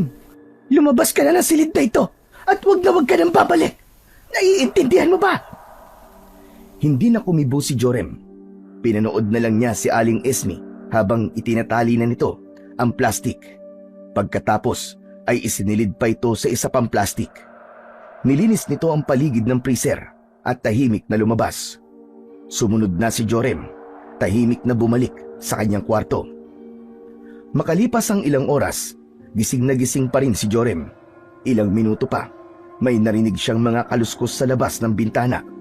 Akala niya, guni-guni lang, ngunit may kasunod pa. Agad siyang napatalokbong ng kumot sa takot.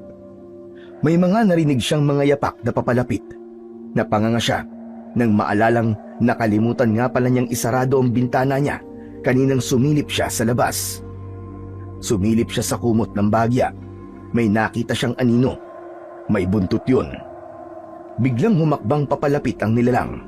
Hinawi nito ang kumot. Wag po! Shh! Huwag kang maingay. Hindi kita sasaktan. Hindi na natapos ang sigaw niya. Mabilis na tinakpan ng lalaking yun ang kanyang bibig. Nakita niya ang itsura ng lalaki.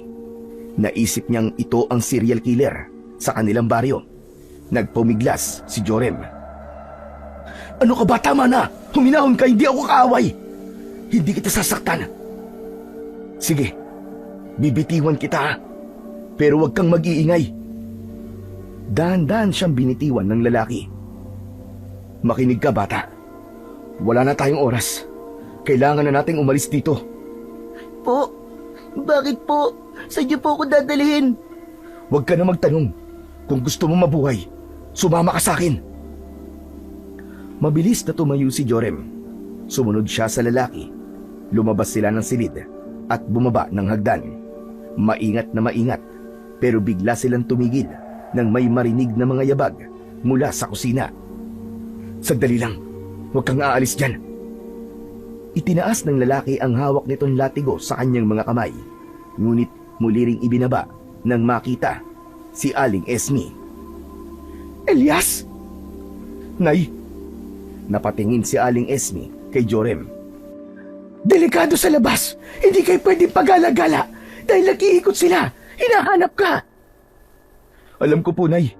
Pero hindi po ako natatakot, Nay. Sandali lang. May nadiskubre akong lagusan doon sa likod.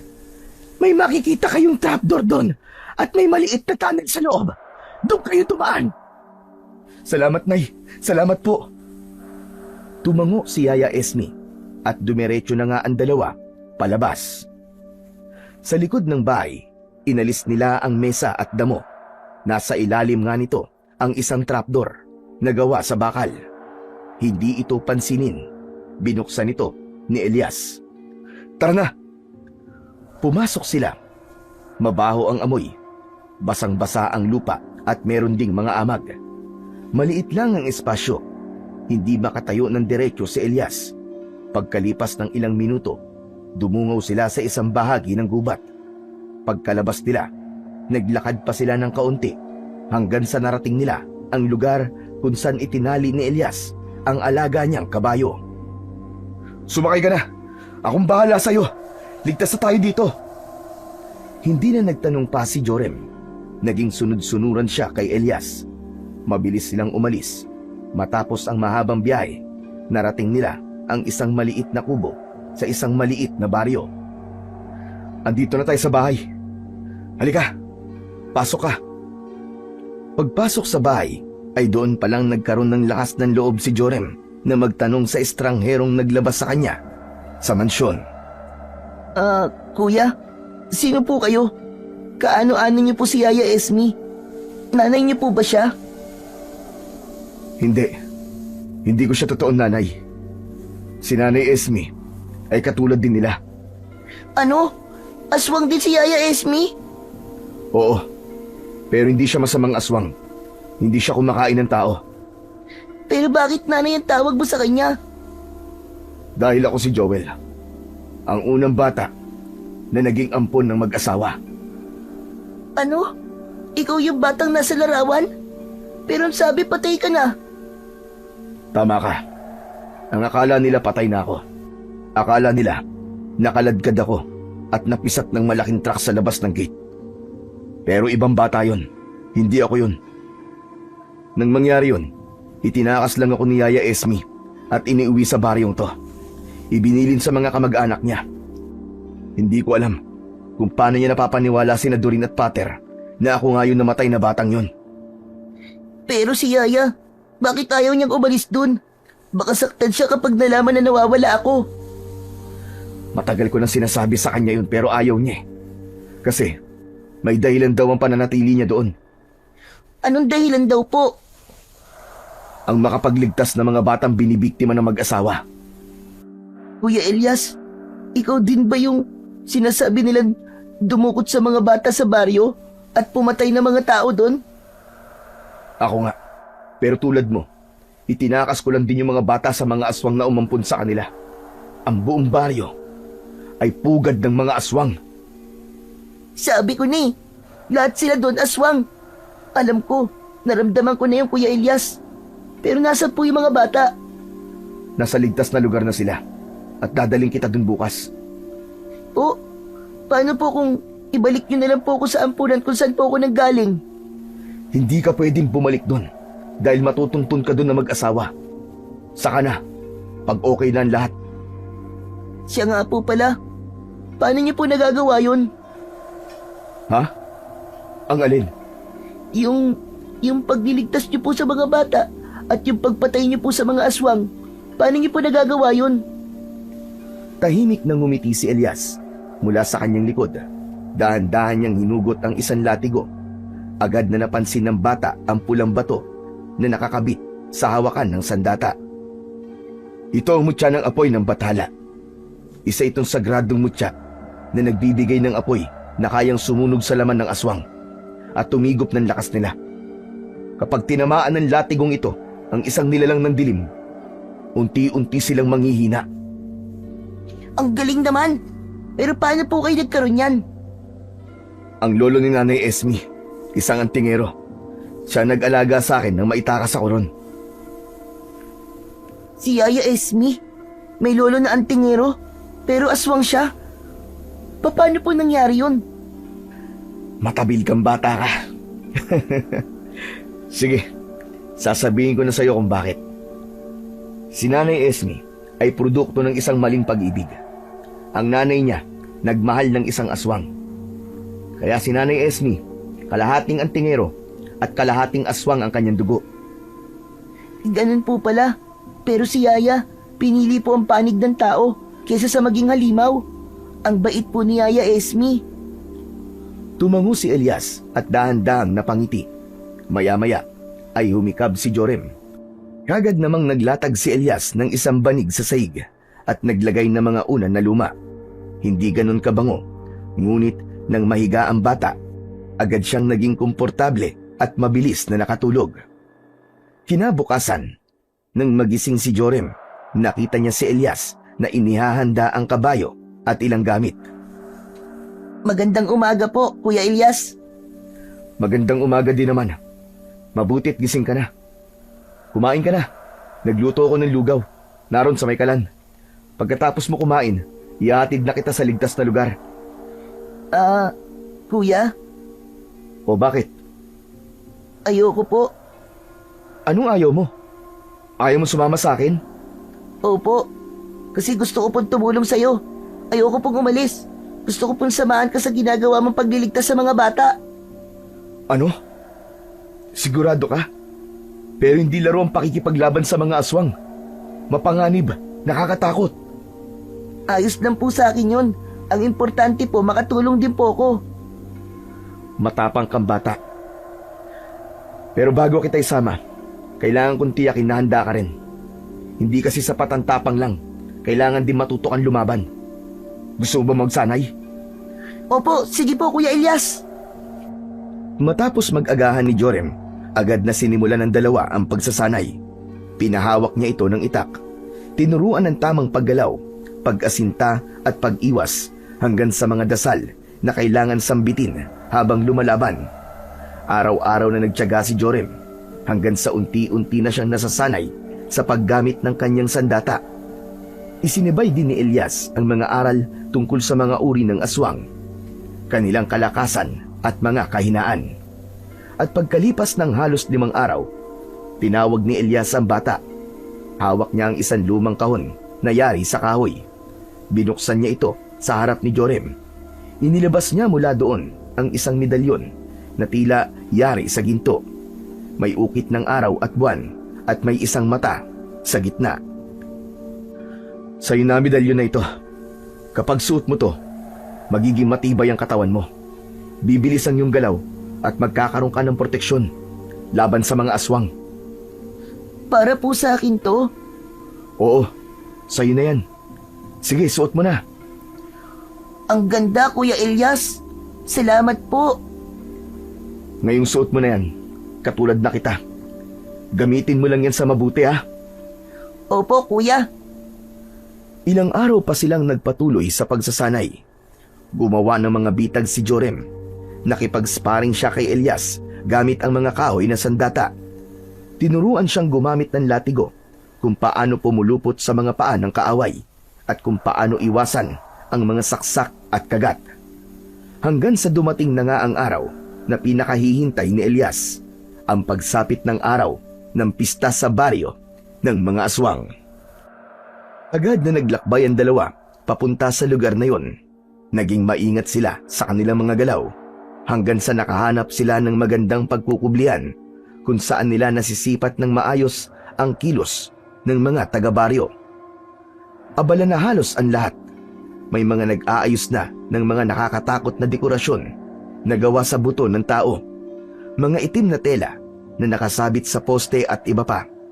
Meron na ring mga nagdadala ng upuan, mahahabang lamesa at ang iba may mga buhat na malalaking palayok at lutuan. Ang plaza ay tinayuan na din ng altar sa gitna na gawa sa itim na kahoy at sa gitna ay may isang hukay na nilagyan ng mga nakasalansang kahoy. Hindi agad kumilos sina Elias at Jorem. Nagbantay lang sila hanggang sa sumapit na nga ang gabi. Nagsimula na ang ritual para sa pagsisimula ng piyesta sa baryong yon. Isa-isang inilabas ang mga bata. Nakatali ang mga kamay. May busal ang bibig. Tinipon sila sa gitna sa harap mismo ng altar. Halos 20 bata ang naroon. Lahat umiiyak. Lahat ay takot. Nanlaki ang mga mata ni Jorem nang makilala ang isang batang naroon. Yun ay walang iba kundi si Benjamin. Kuya Elias, si Benjamin yun. Naroon siya. Kailangan niligtas natin sila. Alam ko, pero kailangan muna natin maghintay ng tamang oras. Kapag lumitaw na ang leader nila, saka tayo kikilos. Isang matandang lalaki na may mahaba at puting buhok ang tila nanguna sa ritual. Nakasuot ito ng pulang kapa at may hawak na baston na may ulo ng ahas. Lumuhod ang lahat habang nakaharap sa altar. May lumapit sa butas at sinilaban ang mga kahoy. Lumikha ito ng isang malakas na apoy. Kasunod nito ay inihiga ang mga bata sa mesa. Pumasok sa bulwagan ng kapitan. Nagsigawan sa tuwa ang lahat. Nagsimula na ring magsayawan ang mga babae sa gitna nang marinig ang tunog ng mga tambol. Habang nangyayari yon, ang mga taga-baryo ay dahan-dahang nag-iiba ng kanilang mga anyo. Ang mga balat at mata nila ay naging itim. Maluwang ang kanilang bibig. Merong matutulis na pangil at laway na parang dagta na dumadaloy sa gilid ng kanilang bibig. Si Kapitan Florencio ang pinuno ng baryo at ang siyang pinuno rin ng kanilang grupo. Katulad din nila ang anyo nito, pero mas mabangis at may maliit itong sungay sa ulo. Kuya Ilyas, Handa ka na ba, Jorem? handa na po kuya. Ikaw ang bahala sa mga bata. Ako ang makikipaglaban sa mga aswang.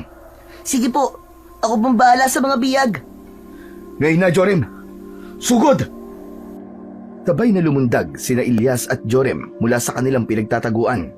Agad na iwinasiwas ni Ilyas ang kanyang latigo at sa unang hampas pa lang, isang apoy ang sumabog mula sa dulo nito na lumamon sa 3 aswang na humarang sa kanila. Nagliyab ang katawan ng mga halimaw, nagsisisigaw habang gumugulong sa lupa. Ngunit hindi pa ron nagtapos. Ang mga sumunod na aswang ay tinamaan lamang ng dulo ng latigo ni Ilyas. Hindi sila nasunog, pero agad din silang nanghina, napaluhod at hindi na muling nakatayo. Ang latigo ni Ilyas ay may taglay na kapangyarihang sumipsip ng lakas. Hindi lang basta na nanunog, kundi umuubos din ang sigla ng sinumang tamaan ito. Ang galing mo, Kuya Ilyas! Huwag muna tayong matuwa, madami sila! Ang mga aswang ay nagsimulang umatras, nag-alangan kung lalapit o hindi. Ngunit may ilang desperadong sumugod. Isa sa mga ito ang nakalapit kay Jorem. Agad itong sinalubong ng bata ng saksak sa dibdib. Agad itong bumagsak sa lupa at nangisay. Ang galing mo ah! Kayang-kaya mo na nga, Jorem. Ano, tapusin na natin to? Oo, kuya! Walang inaksayang oras ang dalawa. Parehas nilang sinugod ang mga nagwawalang aswang. Mga kasama, harangin sila! Ipagtanggol ang ating poon! Sa isang kisap mata, lumundag ang natitira pang mga aswang. Mas malalaki, mas mababangis, at tila handang mamatay para sa kanilang pinagsisilbiang lider. Pero hindi natinag sina Ilyas at Jorem. Jorem, ako sa harap! Ikaw naman sa likod! Sige, Kuya Ilyas! Sumugod si Ilyas sa harap. Ang pinakawalang apoy ng latigo ay naging buhawi ng apoy sa paningin ng mga aswang. Humahawi ito ng daan sa bawat tampas. Ang bawat tamaan ay natutupok hanggang sa maging abo. Ang iba, latay lang ang inaabot pero natutuluyan ding mamatay. Samantalang si Jorem, mabilis at kalkulado ang kanyang mga galaw. Ang lahat ng sumusugod na mga aswang ay nasasaksak niya kagad ng kanyang itak. Mabilis na nabawasan ang bilang ng mga aswang. Jorem, kailangan natin maghiwalay. Ako na ang haharap sa poon. Iligtas mo mga bata. Pero kuya, Kaya mo yan. Maniwala ka sa sarili mo. Ako na sa halimaw. Hinarap na nga ni Ilyas ang pinuno ng mga aswang. Malaki at mabangis ito, pero wala siyang pakialam. Determinado siyang tapusin na ang kasamaan ng nilalang na ito. Mabilis niyang inihampas ang kanyang latigo sa katawan ng kalaban.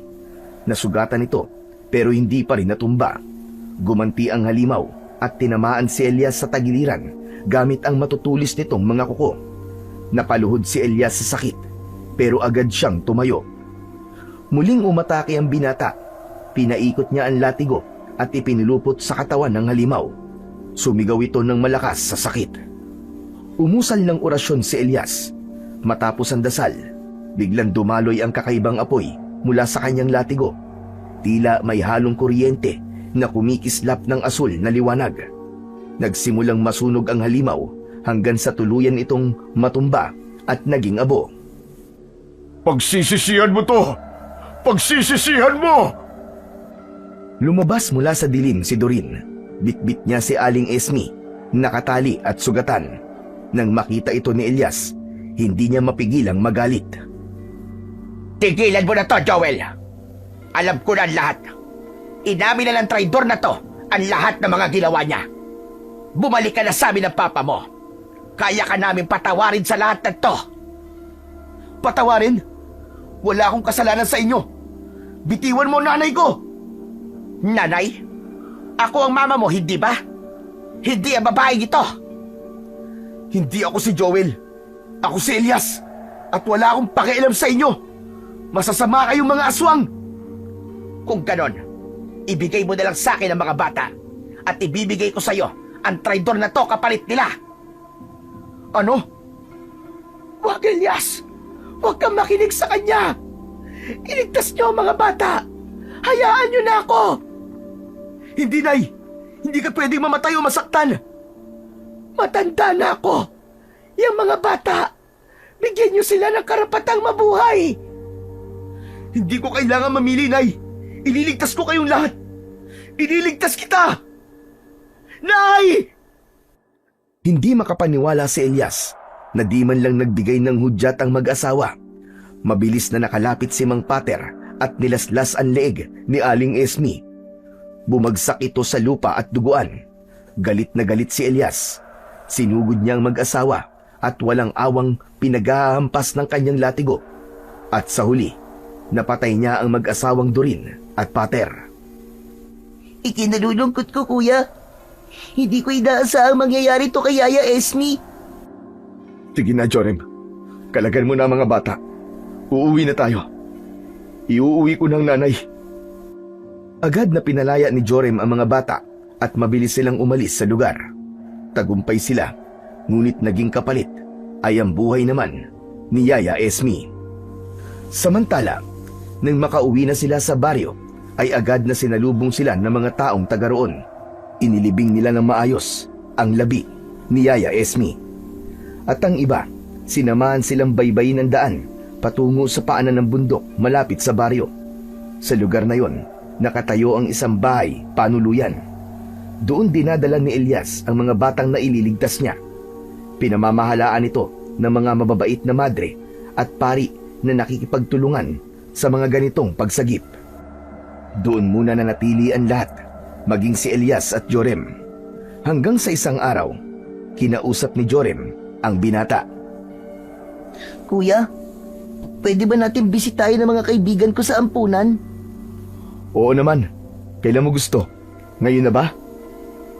Ngumiti ng matamis si Jorem at tumango. Pagdating nila sa ampunan, nakita nilang nagkakagulo. May mga pulis. Nakaposas ang tagapamahala ng ampunan. Hinuli ito sa kasong child trafficking dahil sa pagbebenta ng mga bata. Samantala, bago makasakay sa rescue car ang kaibigan niyang si Jiro, ay tinawag niya ito. Nagyakap silang dalawa na magkaibigan. Agad na tinanong ni Jorem kung gusto nitong sumama sa kanya. Walang alinlangan, tumango si Jiro. Mabilis nilang tinakasan ang mga pulis at sumama sila pauwi kina Elias. Pagdating nila sa bahay ni Elias, ay kinausap niya ang dalawa. Gusto niyo ba? Dito na lang kayo sa akin? Opo, Kuya Elias. Gustong-gusto po namin. Salamat. Salamat po talaga. At masaya itong niyakap ng dalawang bata. Sa mga sumunod na araw, ay unti-unting nakibagay ang dalawa sa kanilang bagong tahanan. Natuto silang magtanim, magluto at tumulong sa lahat ng mga gawain ni Elias. Dagdag pa dito ang pagtulong sa kapwa na nangangailangan. At sa wakas, natagpuan na rin nila ang matagal na nilang hinahanap. Isang tahimik, ligtas at buhay na puno ng pag-asa. Sa simpleng buhay na yon kasama ang kanilang Kuya Elias, nabuo ang pangarap nilang pamilya. Magkakasama nilang binuo ang bagong yugto ng kanilang buhay.